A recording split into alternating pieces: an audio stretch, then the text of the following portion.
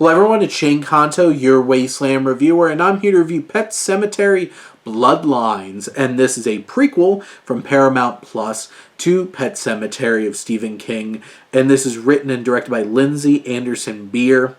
And this particular film takes us to Jud when he was a younger man, played by Jackson White in this film. He's trying to run off with Norma, his love, played by Natalie Allen Lind. And unfortunate things occur, and they come to confront a character who definitely is a rotting corpse brought back to life, coming back from, Vietnam.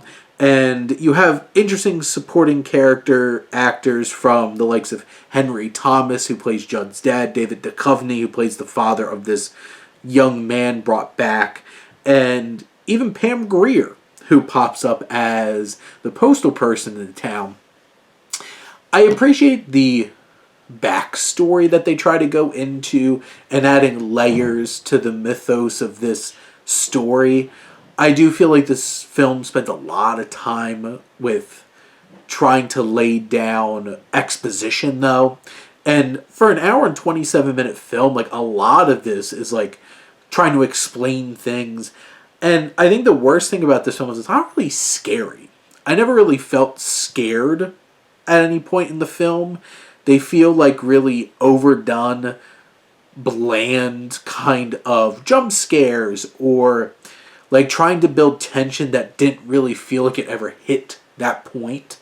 And there's a lot of different characters it's trying to balance in such a small film, and it also jumps right in on some level without getting to spend too much time really setting up these experiences. And a lot of, the twists and turns along the way are very obvious and not as surprising as they probably should have been.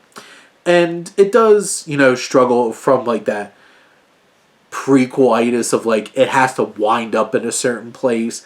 And it feels like the story it's trying to tell and the character journey that some of these characters should have been on feels cut off by the fact that they have to stay in this town in the end because, Jud has to be there. And this whole thing just felt like a half-baked, undercooked idea of a prequel to a really famous book. And it just didn't have the horror weight to it to really make up for the fact that it felt like a bunch of exposition dumps and a lot of characters that don't have a ton of depth to them. But I did appreciate a lot of the cast and what they brought to the table, especially some of the more veteran actors like Henry Thomas, who's really having a resurgence thanks to Mike Flanagan, and it was good seeing him in this film. But in the end, I just feel like this feels just like a throwaway, straight-to-streaming prequel that, why do we get this? But those are my thoughts on Pet Sematary Bloodlines. Let me know what you think, and let's talk some movies. But thank you as always for tuning in and supporting your Wasteland reviewer.